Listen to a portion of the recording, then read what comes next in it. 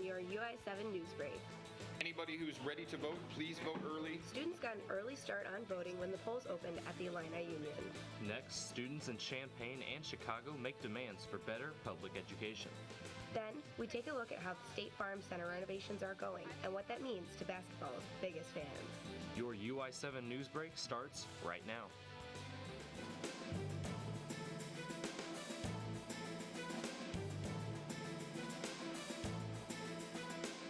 From the Richmond Journalism Teaching Studio at the University of Illinois campus, this is your UI7 Newsbreak.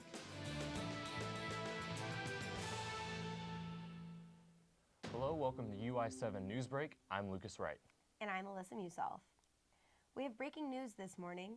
The Division of Intercollegiate Athletics announced that there will be a University of Illinois Athletics Hall of Fame.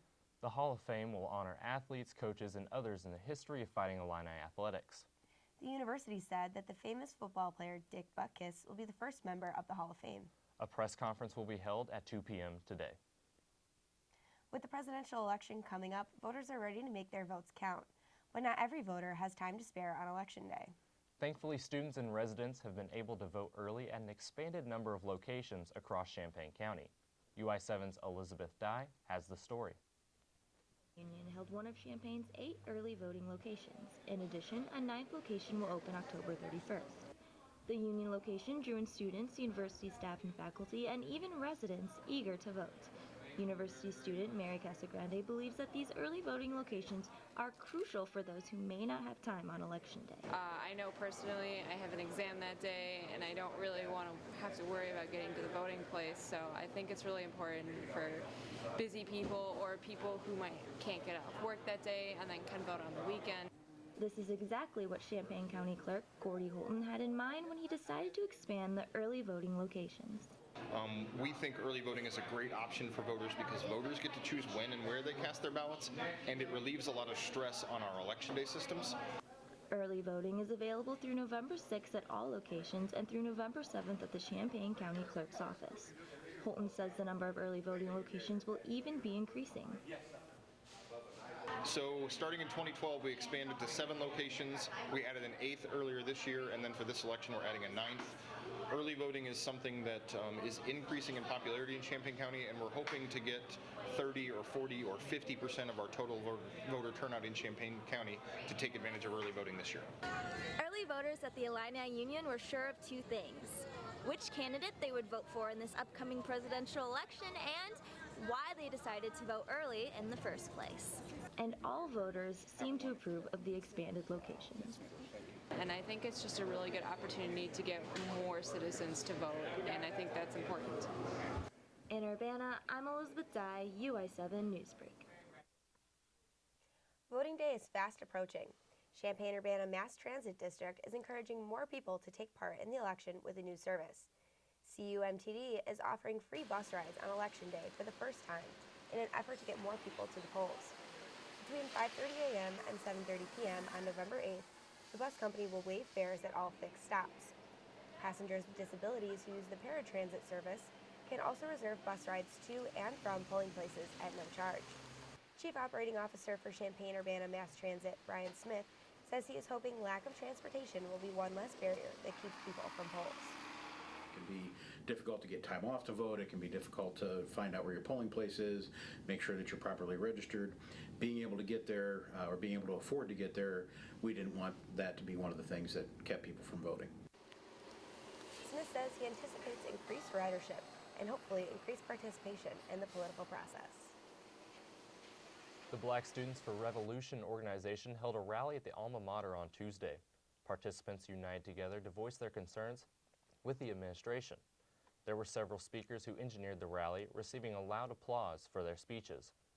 The students had several demands for the administration, starting with funding for retention and recruitment programs, and ending with tracking gender and sexually based demographics as an official population.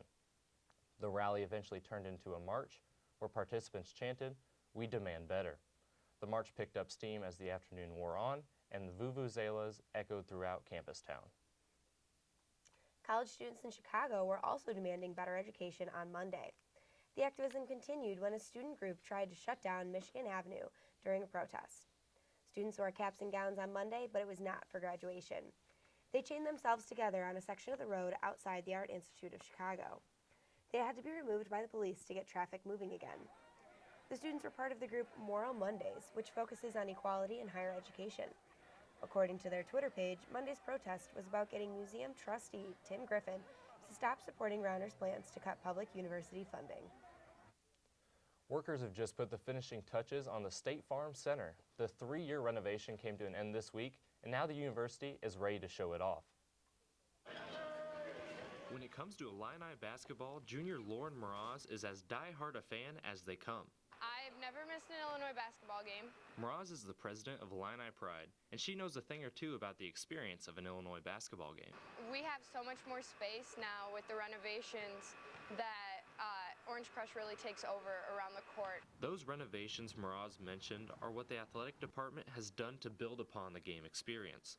This week, Deputy Director of Athletics Warren Hood and his team completed a $170 million renovation to the State Farm Center. From a fan experience, when you come into the building, into the bowl itself, it's going to be a lot more electric. There's going to be a lot more things for you to view and watch. Some of the things that were also brought into play this year are 2 new club spaces. So we've got our Legacy Club space, and we've also got our Orange Crush space as well. Along with the new club spaces and video board, there's also a new Hall of Fame dedicated to former Illini great Manny Jackson. There's also new seating around the court and upgrade facilities for the players. Not only is the State Farm Center looking to improve game day experience, but Hood and his team have had quite a few entertainment events in the coming years. Dierks Bentley opens tonight, making a stop on his Somewhere on a Beach tour, followed by the alternative rock band The 1975 Tomorrow, and finally a cappella group Pentatonics on Saturday. Around campus, people like Mraz are excited to see what these new shows will bring to the area. Best of both worlds. Like, it makes it more like it really is our State Farm Center, not just the basketball teams or these artists coming in. Like, it really is for the university. As entertainers and fans flood to the State Farm Center, time will tell if the renovations will live up to the $170 million price tag. In Champaign, I'm Lucas Wright, UI7 Newsbreak. Coming up, fire dancers, tattoo artists, and even eyeballs collide at the Dark History and Horror Convention. Plus, kids dressed up for a Halloween party at the Champaign Public Library.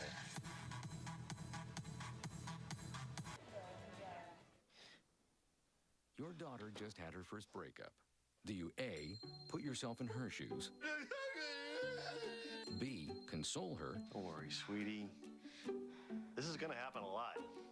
Or C, find her a new boyfriend? Nice, single boys. That was weird. As a parent, there are no perfect answers. But you don't have to be perfect to be a perfect parent. Thousands of teens in foster care will love you just the same. This is the story of a boy who is very sensitive to lights and sounds. So he built secret hiding places where nothing could get in. The boy didn't like looking people in the eye. It made him feel uncomfortable. One day, he found out he had something called autism. His family got him help. And slowly, he learned how to live with it better. Early intervention can make a lifetime of difference. Learn the signs at autismspeaks.org.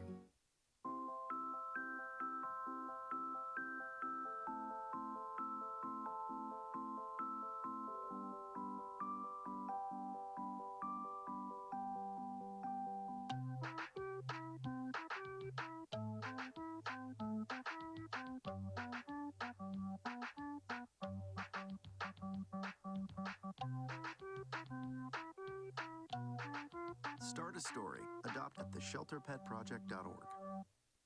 Okay, so what would you bring to my company? What do you need?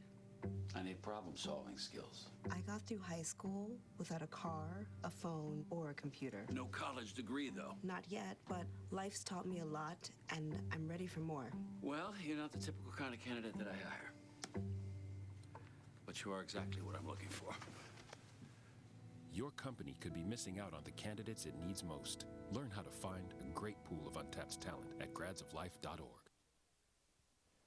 People in Champaign met up over the weekend to talk about all things that go bump in the night. UI7's Claire Stuckel is in the studio with all the spooky details for you. Halloween might be in the near future, but this October, some history enthusiasts took a look at the past. The Dark History and Horror Convention brought people from all walks of life to the Fluid Event Center in Champaign this weekend. Attendees took part in everything from meet and greets with celebrities to getting their very own tattoos. And this stands for As I Was, and there we go. Event creator Brian Ward said it's all part of an effort to look at the past as a way to talk about the present. Organized crime's been around forever. Killers have been around forever. It's nothing we're doing now is going to be new. It's just going to be a take on the old. Some booths even brought biology into the mix as a way to show people science doesn't have to be scary. There's also some exhibits you can touch. Here at Cryptic Collections, you can even touch your very own eyeballs. Several celebrities even made the trip down to Champaign to take part in the convention. Cast members from The Walking Dead, Eddie Munster, and The Little Mermaid animator Philo Barnhart. Barnhart says that even though he's made his career through kids' movies, horror still holds a special spot in his heart. There's only so much sweetness and light I can produce, and then I have to have a little dark side once in a while.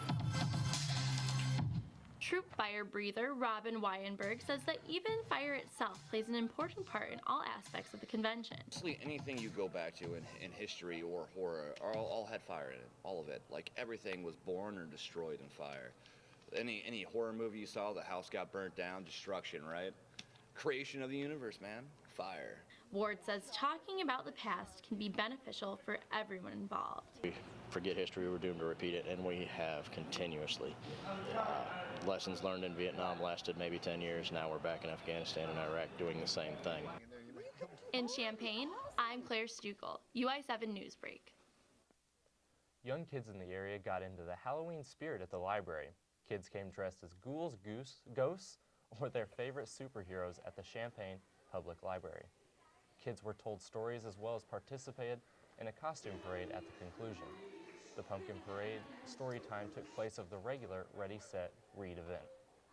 Other Halloween-related events will be taking place at the library throughout the week. People can find out more about these events on the Champaign Public Library's website. 26-year-old rapper Chase Baby has made a name for himself as one of Champaign's most popular up-and-coming artists. UI7's Jacob Fagerstein takes us into Chase Baby's home studio to tell us what goes into his success. Put me near a mic one time, I'm gonna talk about life one time. 26-year-old rapper Chase Baby has made a name for himself as one of Champaign's most popular up-and-coming artists.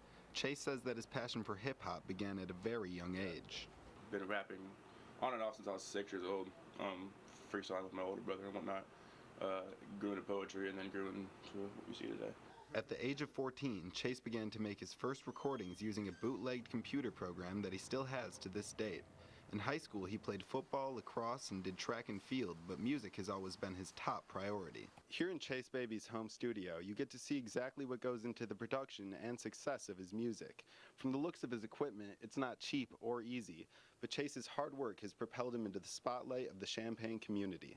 Chase's roommate, Isaac Bender, is a first-hand witness of just how much hard work and dedication goes into Chase's craft. There's tons of late night sessions where like I'll either come in here or I can living here, I hear him, and like I said, tons of takes just waiting till he gets the perfect take, so then he can put out music that he is 100% satisfied in it, so then he can expect everybody else to be 100% satisfied with it as well. Chase has been incredibly successful within his community and is open for several big-named artists at local venues. Though Chase is determined to take his rap career to the next level, he reminds us that recording music is not easy and he faces a new obstacle every day. You could be sitting there punching in, trying to get it right. You could screw up the same word 16 times over, you know, but it's like it's a battle to bring like the best out of yourself every time. From the looks of Chase's success, it's a battle that he wins. Jacob Fagerstein, UI7 Newsbreak. That's all for this UI7 Newsbreak. I'm Alyssa Musoff. And I'm Lucas Wright. Thanks for watching.